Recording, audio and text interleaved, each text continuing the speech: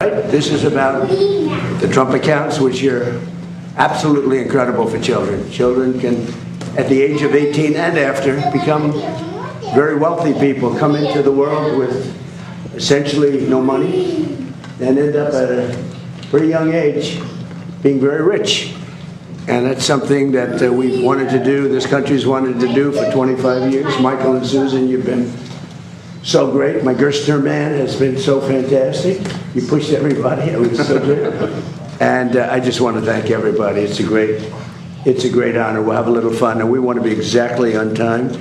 Are we allowed to be 15, 20, 30 seconds late? Look at that clock. Typically, no good, Jeff, right? And I'm going to ring that bell. And does it stay in the White House? Because I'm not giving it back. We're going to put that in the middle of the new ballroom. I'm not going to give that bell back.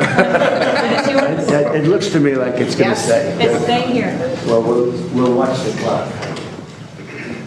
Thank you, Mr. President. So great to see you. So great to see you. Great show this weekend. Thank you.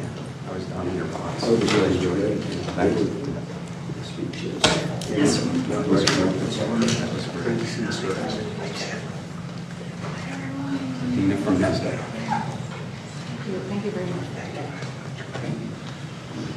Okay, I'll get over at the bell. Right? Yep. I want to stand next to these soon-to-be very rich people. Good, so we'll get going, and good morning. I'm grateful to be with you on this historic occasion. The American dream belongs to every child, and today we are equipping the next generation with the right to claim their rightful share of it. Through Trump accounts, our president is creating an ownership economy where all citizens become shareholders. 38% of American families do not have any exposure to our great equity markets, but with Trump accounts, over time, we can get that number to 0. Already, 6 million American children have signed up, 86% of them with families earning less than $200,000. U.S. Treasury, 1.4 million of those accounts will receive $1,000 from the U.S. Treasury to seed the accounts. When the markets open in just a few minutes, Right now. Trump accounts will benefit. So ring the bell, Mr. President.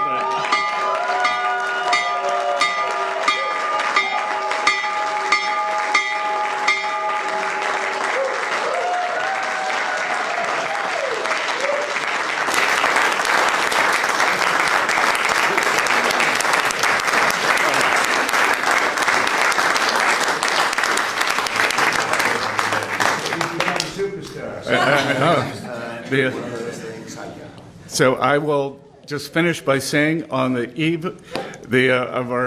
on the heels of our 250th anniversary, that this will be one of the president's most enduring legacies, and the great bounty of this will go for generations to come.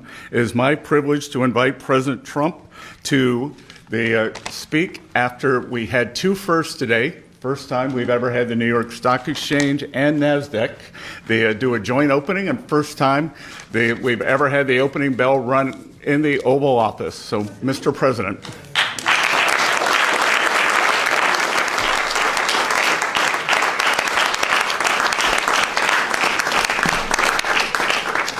Well, this is very exciting, an amazing achievement. People, we don't know this, Michael, but people have been trying to do this for 30 years, and they were so generous. He put up, and she put up, I think she more than him, maybe. Both very much involved, but Michael and Susan put up $6,250 million, and I'm sure if I make a phone call, they'll do it again. The job they've done is incredible in life, so we want to thank you very much. Amazing, really amazing.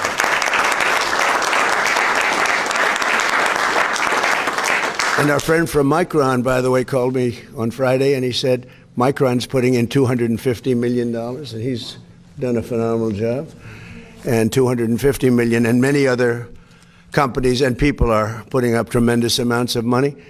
And it's something I'm very proud of. Some people think it's going to go down as one of the most important things we've done during the administration. So after a truly historic weekend celebrating the 250th anniversary of America. Today, we're thrilled to officially launch the Trump accounts. And we had some beautiful people and speeches and tremendous crowds. We had the biggest crowd anyone's ever seen that unfortunately lightning caused it to leave. And everybody said, well, we'll do it another time. When I heard that, I said, no, we won't. Everybody had left. I said, we're not doing it another time. We're doing it on the 4th of July. And we actually started the speech on the 4th of July. We had to wait a little while, like a couple of hours, let the lightning pass. And everyone had left. And we came back, and they had 150,000 people came back they took their car. They're going back home to Texas. They turned their car around. They came back. You wouldn't believe it, 150. I think the 150 was more impressive than the 425 or whatever it was. It was pretty amazing. And Mount Rushmore, likewise, was so incredible. So people love our country. Our country is doing incredibly well. Strongest military in the world has been displayed with Venezuela, who we're getting along with fantastically now. We've taken hundreds of billions of dollars of oil and given them hundreds of billions. They have more money than they've ever made. And we're doing very well. We paid for the war many times over. And then Iran, we're doing actually equally as well. We're just not getting the kind of coverage that we should. But we have eviscerated them military. And the bottom line is our country is strong. We have the greatest military anywhere in the world. We built it during my first term, and we're using it now for very good reasons, because in this case, Iran can never have a nuclear weapon. We can never let that happen. On Saturday, July 4th, our administration deposited one-time seed contributions of $1,000 each into the Trump accounts of over 500,000 American children. It's a lot. And millions more will be getting additional contributions from generous donors like, as I mentioned, Michael and Susan Dell. They are truly incredible people. Go out and buy a Dell computer. He's not doing it for that. But I'll bet his business, Brad, has gotten even bigger. I have a son that loves their laptop. I have to tell you, no, I want a Dell. We're going to get him that money back one way or the other. And then I'll ask for another $6,250,000,000. We'll start the whole process all over again. No, he makes an incredible product, and right from the beginning. And Brad Gerstner has been pushing this, so he's a very successful man. Not quite as famous as the Dell family, right, of Michael, but you are. He's an amazingly successful guy, and he's put up a tremendous amount of money. And again, I want to thank Micron and all of the companies that have already called me, and they're putting up a lot of money. This is nothing. This is not me. And putting the name on it was not my idea. That was a whole group of people that passed legislation, because this is all made possible only by the passage of the great big beautiful bill. And I knew that this was happening, but I didn't know.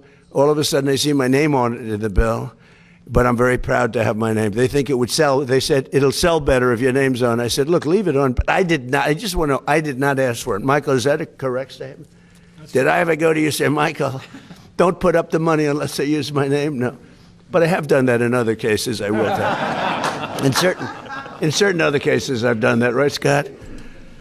But not in this case. This is a very special kind of a thing that took place. It's, in a way, it's a miracle. Nobody thought it was possible. Think of it. Children that are born without money, without any money. Great parents. They can have everything, can be great, but they have no money. They can become very wealthy children at 18, and they can flip it over, or their people can flip it over into other vehicles at a certain age so that they don't take it out. I would recommend they probably don't take it out. But they can have a lot of money, especially if the market continues. Can you imagine if you did this during Trump a year ago, a year and a half ago, where the market's gone up at levels? As an example, everybody said when I got elected, there's no way that during the 4-year period we'll ever hit 50,000 on the Dow. And we hit 50,000 on the Dow, I would say, in the first year, records. We had records. What NASDAQ has done, what the New York Stock Exchange, all the stock exchanges, 7,000 on the S&P was impossible during the first year, but they really thought it was impossible in 4 years, and we hit it before the first year. So if the children had invested the money a year and a half ago, we should have acted faster, actually. It's too bad. but it's going to go up. We have a hot country. It's going to go up. I think the market's going to go through the roof.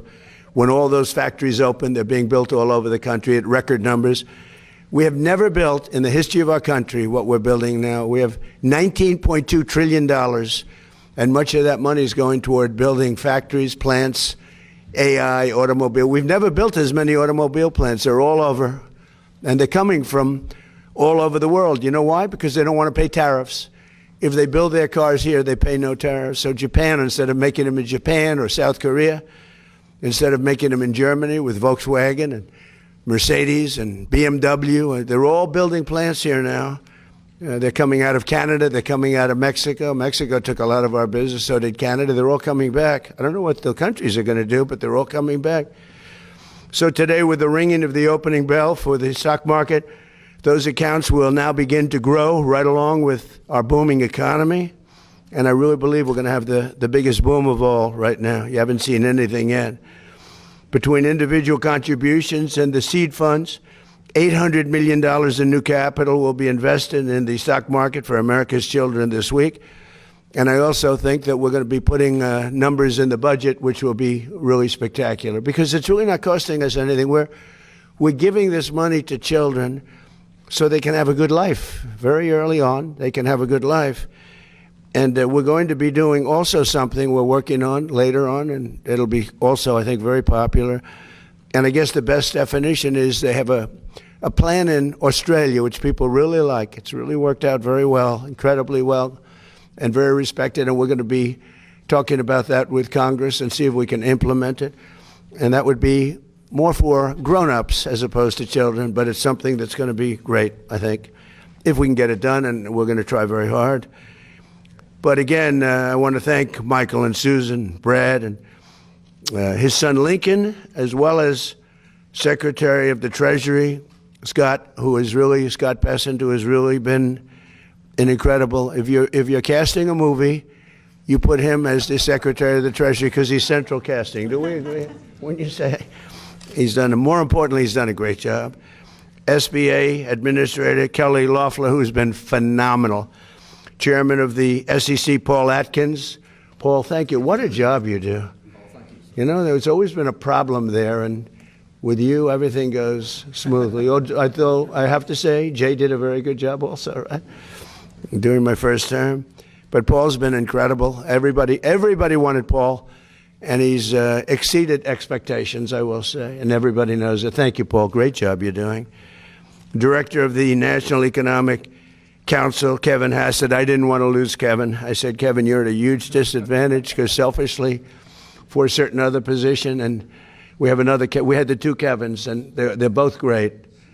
And a friend of mine, Ted Cruz, we fought each other for a while, and he's a very tough competitor, and we became friends. We were actually great friends before the campaign, and everybody said, will this ever end? In fact, he was doing a rally. He said, could we do a joint rally? That's like you people doing a joint bell ringing. It's like crazy, right? But he said, remember we did the joint rally outside in Washington. We had a big crowd. And the media was saying, will it ever end? I said, it will, but not yet. But it ended. But then it came together better than ever before. He's done a wonderful job as a senator, highly respected. In fact, somebody said, would you ever appoint him to the United States Supreme Court? Because he's a brilliant lawyer, Ted. I said, well, he's the only one I can think of that's going to get 100 votes. All Republicans will vote for him. All Democrats will vote for him because they want to get him the hell out of the Senate. No, if I was having a hard time with getting the votes, I would appoint Ted Cruz. I get 100%, a guarantee.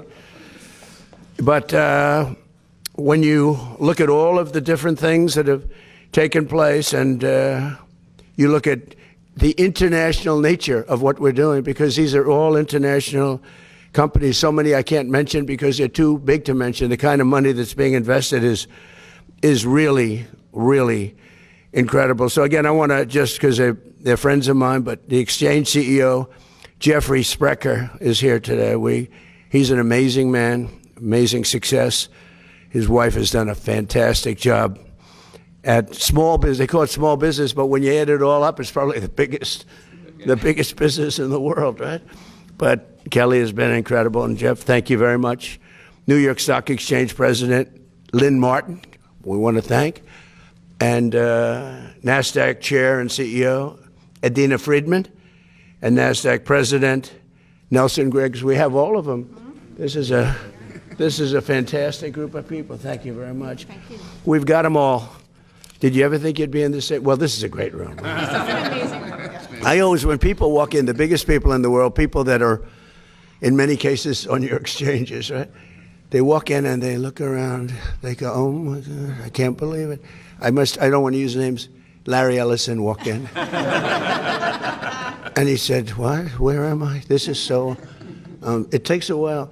Actually, if you're negotiating, you have people at a great disadvantage because they're all screwed up, you know? It's a great place. I think it's the most important room anywhere in the world. So I thought it would be good to do this here, right? We seldom do that. But this was the first ever joint bell ringing between the New York Stock Exchange and NASDAQ. And hopefully it won't be the last. I think it's, there are a lot of things you could do together that would be good. It's amazing the way you came together, and it was really easy. And they're competitors. But it's a great tribute, I think, to all of you that you were able to do this. People are talking about it. The SEC chair, let me ask you, are you shocked that they came? This makes your job, doesn't this make your job a little bit easier? Isn't it nice? Yes, it does. Why can't we do that with Democrats and Republicans? Maybe that's a tougher one. I think that might be tougher. We like borders. We like things that they don't like. But if parents have not done so already, and they are doing so in record numbers, they should go right away to trumpaccounts.gov and sign their child up for a free investment savings account. And again, a lot of people are people that are uninvolved in terms of they don't have the children, but or their children are older, but they're putting millions and millions of dollars into the accounts of poor children, financially poor children. And the parents can't even believe what's happening. So it's an amazing thing. But parents, loved ones, churches, and generous companies and individuals will be able to contribute funds to these accounts to grow throughout the child's life. And again, if we have a good market like we do now, they're going to become actually very rich. They'll have hundreds of thousands of dollars. Think of that. Think of it, a child that has no money can have hundreds of thousands of dollars at a very, very young age. Accounts could grow to be worth numbers that nobody ever thought even possible just 6 months ago before we did this. And again, I have to thank Michael and Susan because they were so proactive. It was really amazing. I just think they're amazing people. So Trump accounts are about giving every American child a stake in America's future and getting some of the upside. And nobody's seen anything like it. And senators like Ted Cruz were at the forefront, and they should be really commended. People have to remember it in the future. It's like so many things I did were so good, and that's only got a 2-year life. Like, as an example, Kevin, I closed the border. We have nobody coming into our country illegally anymore, and I want to make it in my speeches. And they say, "Sir, nobody cares about that. You've solved the problem." I said, "I'd like to talk about it." They said, "Nobody cares about the border. You've solved that problem." I said, "What kind of a business? You solve a problem, you're not even allowed to talk about it. Nobody even wants to hear about it. It's pretty tough." But this is something that they're going to be talking about for a long time because this is going to grow to levels that I think people have no idea. I already see the numbers. So there could be no better way to begin our 250th year. It is so appropriate. Think of that. We're doing it just at this time, this special time. It's pretty amazing. So I'd like to maybe ask Michael Dell to come up and say a few words, followed by Lynn Martin and Adina Friedman and Jeff and some of the people that had so much to do. I'd like to have our great Senator, Ted Cruz, say a few marks, and anybody else that wants to. This is a big celebration. This is a much bigger situation than anybody can imagine. And then we'll take a few questions, okay? Thank you very much. Go ahead. Michael, please, why don't you start it off?